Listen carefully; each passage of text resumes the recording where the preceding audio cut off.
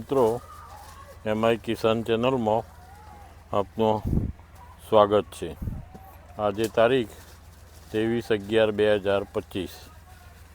આજે તમને હું 15 નંબરનું જે હાર્વેસ્ટિંગ થઈ રહ્યું છે અત્યારે હાલ કટિંગ એ તમને બતાવવા જઈ રહ્યો છું। 15 નંબરની વાડીમાં આ વાડીમાં ત્રીજું કટિંગ છે। 15 નંબરની ખાસિયત તો તમને અગાઉ મેં જણાવી હતી કે માલ ધીમી ગતિએ નીકળે છે। જે તાઇવાનનો માલ નીકળે એક સાથે એ રીતે નીકળતો નથી। એનું કટિંગ ધીમે ધીમે આવે પણ તમારા સરંગ 20 મહિના સુધી કટિંગ ચાલુ રહે। એમાં તમે આ ફ્રૂટ જોઈ શકો છો કે નીચે આ ફ્રૂટ આવી ગયું, ઉપરનું ફ્રૂટિંગ ચાલુ રહેશે। એટલે બહુ ધીમી ગતિએ ચાલે। આટલાથી એમનું આપણું ફ્રૂટિંગ આવેલું છે, આટલાથી આ કટિંગ ચાલુ થયું છે। આ નીચે માલ પડ્યો છે પણ એ તમે જોઈ શકો છો। આટલી સાઈઝ એની બને। જે સાઈઝ તાઇવાનમાં બને છે 3 કિલો 4 કિલો એવી 15 નંબરમાં સાઈઝ ના બને।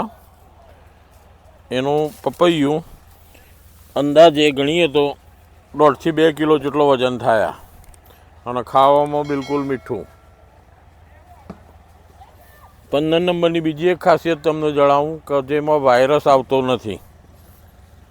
અત્યારે હાલ આપણે આ જે વાડીમાં જોઈ રહ્યા છે એમાં દરેક છોડ ઉપર તમે ફ્રૂટિંગ જોઈ શકો છો। આ રીતે ફ્રૂટ લાગે, ઉપરનું ફ્રૂટ બનતું રહે।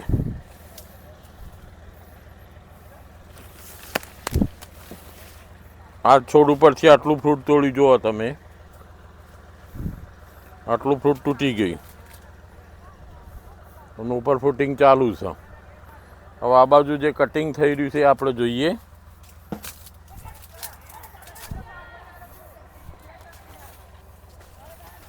હવે આ બે છોડ ઉપરથી કટિંગ થયું છે,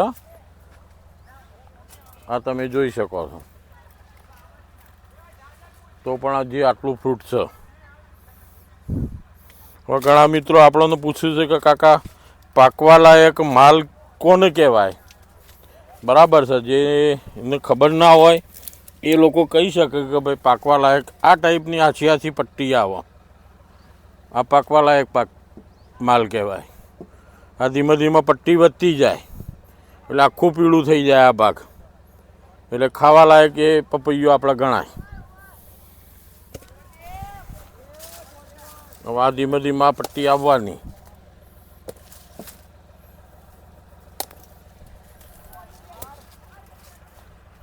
હવે તમે આપણે આગળ જોઈએ, જો કટિંગ નથી થયું ત્યાં આગળ કેટલો કેટલો માલ પટ્ટીવાળો આવેલો છે એ પણ જોઈ શકીએ આપણે। જો આ છોડ ઉપર તમે જોઈ શકો છો આ માલ બધો કટિંગમાં નીકળી જવાનો હમણાં હાલ। આ ટાઈપનો માલ થઈ જાય।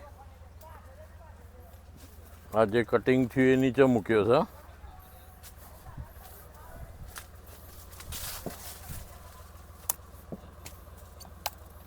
આવા ઉપર ફંગસના કારણે આ ડોસાઈ જાય। આ પપૈયું ખાવા લાયક ના ગણાય, આ જે વેસ્ટેજમાં જાય આપણો।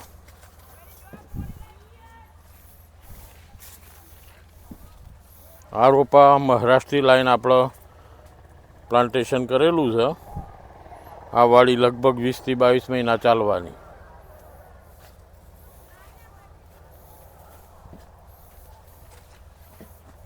તમને 15 નંબરનું હું ફ્રૂટિંગ બતાવું, જુઓ તમે।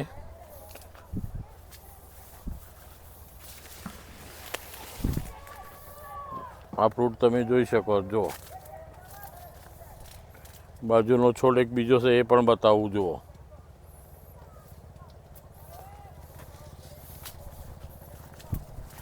હવે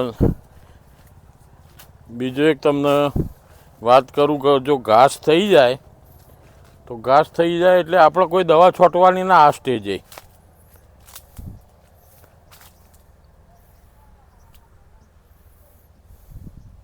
આ સ્ટેજે ઘાસ થઈ જાય તમારો, આટલું ઘાસ થાય, જો નીચેના ભાગમાં ઘાસ જે છે એ તો તમારે શું કરવાનું, ઘેટા હોય ને જે એ ફક્ત ઘેટા અંદર ગાલી દેવાના, બકરા ના ગાલવાના.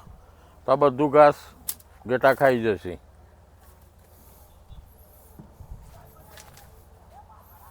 એટલે ઘાસ માટે હવે કોઈ દવા ના લગાવવાની.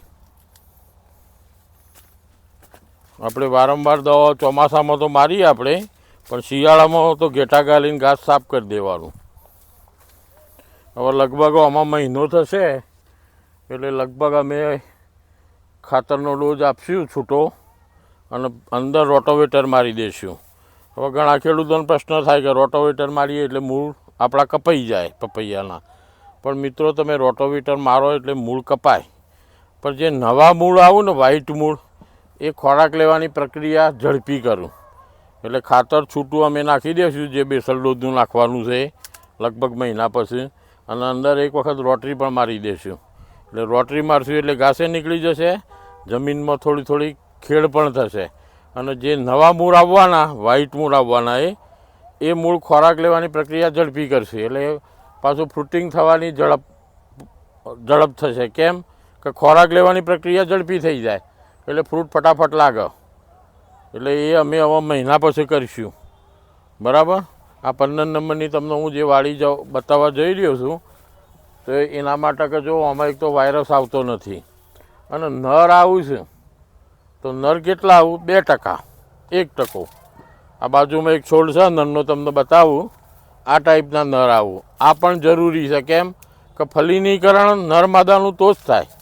આ વેરાયટીની ખાસિયત છે કે એમાં નર ના હોય તો ફ્રૂટ તમારું સારું જામે નહીં. એટલે નર પણ જો હોવા જરૂરી છે, પણ એ 2%ની મર્યાદામાં. તો આ તમે જુઓ 15 નંબરનું ફ્રૂટિંગ હાલ કટિંગ થઈ રહ્યું છે, એ તમને અમે બતાવવા જઈ રહ્યા છે. તો મિત્રો, તમે અમારી ચેનલને સબસ્ક્રાઈબ કરતા રહેજો, લાઈક આપતા રહેજો. કોઈ કોમેન્ટ હોય તો અમને ફોનથી પણ જણાવજો. અને 15 નંબર બાબતે કોઈના નવા વર્ષમાં વાવેતર કરવાનું હોય તો 15 નંબરના રોપા અમે મહારાષ્ટ્રથી લાઈન આપીએ છીએ, બિલકુલ ગેરંટીવાળા. તો અમારો કોન્ટેક કરજો તમે, અને એ રોપાની અમે સંપૂર્ણ તમને ગેરંટી આપશું કે એ રોપામાં 2%થી નર વિશેષ આવશે નહીં. તો મિત્રો, આ તમને 15 નંબરની વાડી અમે બતાવી. જય જવાન.